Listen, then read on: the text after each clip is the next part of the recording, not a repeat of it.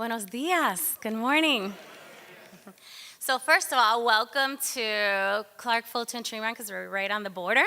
But for the sake of this conversation today, we're going to call it the Clark, Fulton, La Villa Hispana neighborhood. All right, so we're going to roll with that. If you can say Villa Hispana, if you can't roll your eyes, R's, that's okay, not a requirement. Hispanic Village will do.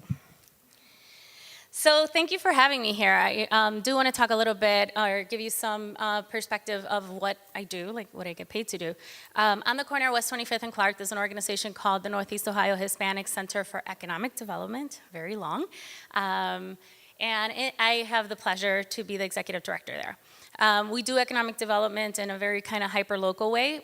We have three ways in which we do that. We have a traditional Chamber of Commerce, so the Hispanic Chamber of Commerce lives within our organization. We have a small business development center. Small business development centers are a national program. We receive funding from SBA. There's 3 SBDCs in the city of Cleveland. So it's us, the Urban League, and Cleveland State University, provide free technical assistance and coaching to entrepreneurs regardless on what phase of your business you're in. So I know that there's a lot of entrepreneurs in the audience.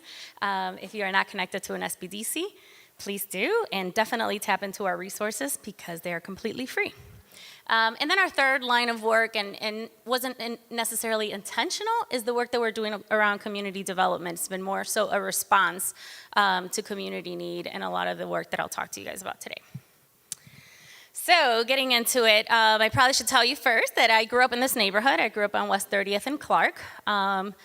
West 30th and Clark is still not cool. It definitely was not cool when I was growing up. It's literally down the street from Lincoln West High School. I'm a Lincoln West High School graduate and super proud of that. And just last week, I was giving a neighborhood tour to someone, and he was really a person in the media, and he was really interested about where I grew up. And like Tom, we never talk about ourselves, right? We talk about the work and the project and the people that we represent, but never talk about us. And so he's like, but where did you live, and what was your house? And I'm like, yeah, but the Mercado's going to go here, and Placita's here, and this is what we're doing. And we were standing on an alley on West 25th, right across the street from a site that we're getting ready to redevelop. And I looked to the right, and you could see the house that I grew up in. And so I'm like, oh, there's the house. And he's like, really? I'm like, yeah, that's it. We didn't even plan it that way. My mom and I rented a second-floor apartment, and it had a big porch. And I remember just sitting on that porch in the summers, because there wasn't a whole lot of things to do in this neighborhood at the time, dreaming and just thinking about what I would do and having big dreams. But none of the dreams that I had did I think at the time would bring me right to where I started, right? So now I'm like, oh my gosh, I sat on that porch and here I am, 20 plus years later. So definitely a lesson to me on how life comes full circle. Sometimes we don't choose our paths choose us. So that's all I'm gonna say about me. We're gonna move on to the actual work. So the work around La Villa Hispana, we know that the near west side of Cleveland has experienced a ton of cool neighborhoods, right? We all go to Tremont, Ohio City, Detroit Shoreway, and it's been great development for some, not all. And I love all of the neighborhoods, and I go to all of them. But the reality is that they haven't really been able to capture everyone or really include all of the residents within the fabric of their work. Clark Fulton is the next neighborhood for redevelopment. There's a lot of attention on the Clark Fulton neighborhood around the West 25th corridor. West 25th is about 2.8 miles long. The north side of West 25th is Ohio City. The anchor there is the West Side Market, which has about 1.2 million visitors a year. And then the south side is Old Brooklyn, another neighborhood that's definitely experiencing great revitalization. And the Metro Park Zoo is there, 3 million visitors a year. We are in the central part of that corridor, and folks just come and go. There's really nothing attractive about the neighborhood or not a reason to stop. At the same time, because of the redevelopment that's happened around us, we get this large density of Latino residents here in this neighborhood. Not because it's the desirable neighborhood to live, but because they just can't afford to be elsewhere. So there's definitely been displacement and gentrification. So with the development of Clark Fulton and getting all of this attention and studies around city planning, planning was happening with or without us, right? And so I had just became the executive director. I had a lot to learn, but there was definitely this conversation about planning on the West 25th corridor. And nobody from the Latino community really participating, not the residents, not the leadership. So I just asked the question, like, why aren't we at the table? And by the way, do you know that this neighborhood has the largest density of Latino residents in the state of Ohio? And so everybody was like, oh, yeah, it's an open meeting, you just never got the memo kind of deal. So credit to the leadership. They said, come to the next meeting, be a part of it. So I brought my gang of leaders and community folks to be part of that process, and others that started even before I did. And we injected ourselves in that planning process. So we went from not being a point of discussion to being a node of priority. So the neighborhood or the corner of West 25th and Clark being the node of priority for the transit-oriented study around West 25th. So that was our first win. The concept of La Villa Hispana is not new. It's over 3 decades, so a lot of the Latino community and the leadership that was here way before I was were trying to develop, first it was like a residential housing project, then it was a strip mall kind of concept, but for many reasons, it just never took off. Economics, leadership, I don't know. So when we finally were able to become part of this planning process, we just called it La Villa Hispana because we just dusted off, the name and ran with it. So there was not a whole lot of intentionality at this point, but that's all we had. Once we got the attention of the city and the leadership, we went back to the community because we needed to define it. What does La Villa Hispana mean to the residents of this neighborhood, to the leadership, to the folks that grew up here? And really identified it in 3 ways. If neighborhood development and investment is going to happen in this neighborhood, it needed to be led by the people and for the people of this neighborhood. That the biggest asset of a neighborhood are the residents. Excuse me. The biggest asset of the neighborhood is the residents that live here. And so what happens when you think about community development from the bottom up? What happens when you let people come up with their own solutions or tell us what they really need? And so that's really been the premise in which we've been doing the work around La Villa Hispana. Community engagement, again, the concept of starting with people, residents, the leadership. We have solid Latino-based organizations that are doing the good work, and the faith-based community, right? We understand the value of faith and their role in community engagement and really being able to be a pathway to that. The second of it was arts and culture. We're people of color, of music, of food, and so how do we incorporate that in the neighborhood? We knew that that needed to really show up. Cleveland is a very, very gray place. Our buildings are gray and they match the sky most of the time at the end of the year. And so we can't have a gray neighborhood. We're a Latino community, right? You would expect much more than that. And so arts and culture is a big part of the work that you will be seeing in the next coming years. And then lastly, economic development. Like how do you create a vibrant retail district in this neighborhood, but also how do you address some fundamental needs? We're in a food desert. When you add the element of culturally appropriate products, right? So if I wanted to make sofrito, which is a base for most Latino meals, I would need to go to 3 different stores to get my peppers, to get my ajíes, to get this, to get that. 27% of the residents in this neighborhood don't own a vehicle. So we don't have a grocery store, and much less being able to get culturally appropriate products just to make a meal, right? So some very fundamental challenges for our community. On top of low education rates, houses with lead, all of the chronic conditions, issues that our community face. So that needed to be part of the strategy, along with economic development and investment and so forth. And so my organization specifically focused on the economic development piece. While we were doing this planning process, planning is not sexy, it's not fun. I can't give live feeds on what's happening, right? Because I don't think anybody would pay attention.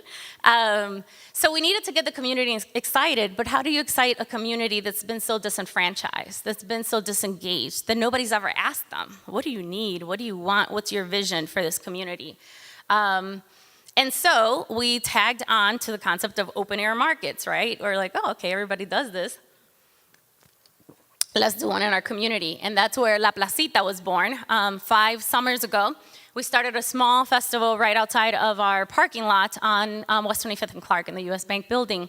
Uneven floors, it's not a desirable place. We also learned that there's no green space, specifically on Clark Avenue. A study was done on the Clark Avenue repavement project that was being conducted by the CDC, and the only green space was a cemetery on West 41st and Clark, right? So definitely challenges around space, green space, and just safety. So we started a placita, that's all we had, a parking lot. We rented tents from Home Depot. Most of them got rained on. People didn't come, right? It was new. It was a complete disaster, honestly. But we kept doing it. And we came back every year, and every year we grew a little bit. And last year we celebrated we'll be celebrating the fifth season this year, but last year we had 8,500 visitors through a 3-year run of La Placita. Now we hire somebody to put up tents and do all that fancy work, run electrical. So I definitely welcome you to my neighborhood around the summer. It'll be the third, this is my shameless plug, the third Saturday of each month in June, July, and August, 1 to 10. Good music, good food. So moving forward, Placita was great. Clark Avenue is saturated with fast food restaurants, dollar stores, and auto parts, right? Very typical of a lot of our urban, underdeveloped neighborhoods. The West 25th has an abundance of abandoned warehouse buildings or underutilized old manufacturing buildings. And so how do we start new businesses, right? Like, what do I do with this? Was really our true problem. And I was able to go to a couple places and try to figure out how other cities was doing it. And I ended up in Minneapolis, walked into a market that was done by immigrant business owners. The city had helped them with the building. They had a Latina councilwoman that helped support the efforts. And you walked in and it was super overwhelming, right? Like I walked in through a Mexican bakery. And there was just colors and food and people, and it was loud. Got past that portion of it. And there were tiny little kiosks of food. So you had empanadas, you had your tacos, you had your smoothies, then you had a specialty grocer, you had a flower shop, jewelry store, a little food area. And that was my aha moment. I'm like, okay, we could do this. We have buildings and we have businesses. And so that's been a lot of what I've been dedicating my work and the work of my team and the community as a whole to build a Latino marketplace. On West 25th, we are a micro nonprofit. We are a really tiny nonprofit, although we do a lot of work. And so how was an organization my size going to take on this huge transformative project? I don't know how I convinced the board, but we did. And so we are getting ready this summer to break ground on the project that's been known as El Mercado. But beyond it being a marketplace for the Latino community, there's so much more that's happening in the space. There'll be a commercial kitchen. I brought on other Latino organizations to be housed here around placemaking and place activation strategy. So Esperanza, who works with Latino youth providing scholarships, English as a second language, ESL, and so forth. GED was the other one I was going to mention. Metro West, our CDC partner, right? And none of the work that we've done without that collaboration with the CDC. When we started, the Latino community was fussing on, we need our own CDC, and our CDC doesn't represent us. And at the time, we did just have a little CDC office. And so as we've been growing, they've been growing too, and we're kind of joined at the hip in that collaboration. And so Metro West CDC agreed to then move into our Mercado as well. So we'll actually be sharing space, the Hispanic Alliance, and we're currently working out a partnership with Metro Health where they'll have a physical presence in our building as well as being a partner on programming. So it's really going to be a magical space in this community. And it's really going to be the catalytic project of the rest of the development that's happening with Mercado starting, then spurring out. We've called it Mercado for lack of a better name, right? Because everybody knows what that is. But again, there's so much more happening in this building that we knew that name didn't do justice. So you guys are the second group that are going to hear this, but the name of the entire facility would be Centro Villa 25. So get excited and get ready for Centro Villa 25. If we break ground at the end of summer and hope to be open next summer. So.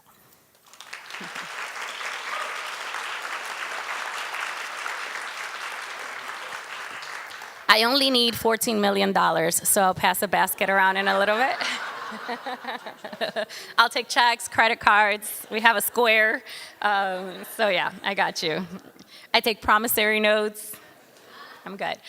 So anyhow, El Mercado has created a lot of excitement. The Placita, all of the work that my sister organizations are all doing at the same time to really push our community to really give it what it merits, right? We're not doing anything that's out of this world. We're just providing a dignified way for residents to be able to engage and not feel like that you have to leave. The urban experience, specifically for community of colors, have been, you live in the urban area because it's affordable and there's resources there. But as soon as you get education, as soon as you get some financial mobility, you leave. You go as far from the neighborhood as you can. And that has been the experience for many, many decades. And so now we need to shift that. We need to say you don't need to leave. If you need to go to college, it's fine, but come back. There's work here for you. There's the ability to open a business. There's the ability to raise your family and have quality education. And again, the basic things that everyone should have. And that's really the goal. And we're starting to see that shift. We're starting to see young leaders like me and even younger coming back and making this their work and really being committed to the neighborhood in a way that we haven't seen for decades. And so that is definitely helping in the process. Currently, we have Placita, and then we have this El Mercado that's going to open next summer, right? And so one of the things we also had very clear is I can't open an empty market, right? Where are these business owners going to come from? And obviously, being a small business development center, we see a lot of folks coming into our office that run a home-based business. Maybe they have a food business, maybe it's mechanics, maybe service, a lot of different types of businesses. And so where were we going to put them? In Mercado being the solution, but I can't wait 2 years to get them started. So we needed to do some business incubation. By the way, during Placita, while it's a fun festival, there's 20 vendors that participate. Every vendor that's at Placita meets with the business advisor. We talk about, hey, is this a side hustle that you do in the summers? Is this something that you want to turn into a business? What is really your plan so that we could grow and develop them from there? From Placita, we needed an incubator leading into Mercado. We have an issue with space. There's no spaces in this neighborhood, so where am I going to put an incubator? Even in our own office, like I would start it there, but we don't, just to say that we have one toilet in our office for everybody, right? So we are tight on space. I'm not making that up. So looking at where this incubator was going to go, on the corner of Seymour and West 25th, there's a little green building. And this little green building has a lot of significance to the Latino community throughout the years. Point of reference to if you don't know how Latinos got to Cleveland, because it's not Miami or it's not anywhere warm. 40s and 50s, Puerto Rican men specifically were recruited to work the steel mills. And so that's why you have in Lorain County and in Cleveland, you have this large density of Latinos. So 80% of the Latino community is Puerto Rican versus Mexican or Central American. We have a ton of others, right? It's a very diverse community, predominantly Puerto Rican. So a gentleman named Ceci Castro and his wife Norma opened a little corner store bodega. Probably now 56 years ago, 52 years when Ceci passed away. So while it was a corner store bodega, trying to address some of the needs that I had expressed, it also became kind of like the community center. They didn't have all of the programs and the things that our community has today. And so Ceci was your payday lender. He was your I need food until payday. He was your rent. He bought a lot of real estate, and a lot of folks lived in his property. And on the weekends, Latino men, I call them the frustrated musicians, will hang out at this bodega, playing music, remembering their island or their place of origin, and it really became a community center. It was a community center for a long time, for decades, and everybody knew. You also got the best avocados and plátanos out of Ceci's store. So when Ceci passed away unexpectedly in 2017, the community was distraught, the family especially. But 4 months later, I went up to them and said, hey, what are you doing with the store? What's the intent? None of the kids really wanted to run a corner store. And honestly, they weren't creating revenue from the store. It was more just open for the community, and that was the family's commitment. So I sold them on this idea on what if we keep the Castro legacy alive of starting businesses, supporting the community by doing a business incubator. And after many tears, every meeting we had, it was very, very emotional. The family agreed to partner with us and to use the store as a business incubator. So currently, if you go to Ceci's store on Seymour and West 25th, you're gonna see las tienditas del mercado. You don't need Spanish class, but I'm gonna push you here a little bit. It's the shops of the market. And so literally, businesses that are being incubated to then move into El Mercado. Inside of Las Tienditas, it looks like a coffee shop. It was a shame that a Latino neighborhood did not have a coffee shop. So that was devastating for me specifically. So that was one of the things we knew we needed to bring to it. We need coffee. We need good coffee, not just any coffee. We need really, really good coffee. So we had a coffee shop, Café Social, that started out with us. Café Social has moved into the neighborhood. They're on Fulton and Carlisle currently, and Mocina will be opening in the next 2 weeks. So you will have really, really good coffee from Mocina. 2 gentlemen that graduated from St. Ignatius, Pablo, one of the partners, his family has a farm in Honduras called La Sagrada Familia, and so their beans are definitely coming farm to table style. They've been selling their coffee, but didn't have a place to actually serve. We recently opened another on called Lara's Sweets, so it's cakes, pastries, all that good stuff. It's all calorie-free, sugar-free. You guys should buy as much as you can. Pura Cepa is a breakfast and lunch spot. Best oatmeal that you will ever find. Puerto Rican oatmeal is kind of like a custard. It's not lumpy, American oatmeal. So I recommend you try it. It's totally my favorite. But she also does, her goal when she's at Mercado is to be able to provide Puerto Rican food in a way that you would have gotten it served in your grandma's house. Not the trendy stuff that we see, empanadas and the fried stuff. That's all good, but that's not what our grandparents and parents and even some of us grew up eating. And so her goal is to bring that grandma's cooking into the community. Currently, because she's in an incubator, she is serving pressed sandwiches, so Cuban sandwiches. She has all kinds of fancy other sandwiches. The best asopao, which is rice chicken soup. You also find las tienditas. And then lastly, we have a print and production company there, Ortiz Graphic Designs, husband and wife. These are all family businesses, by the way. Husband and wife, they have an entire print production at their home, have pretty large contracts, but this is their retail space to be able to do. So anything from promo items to doing a wrap on your car to just about anything you could think of, they could do for you.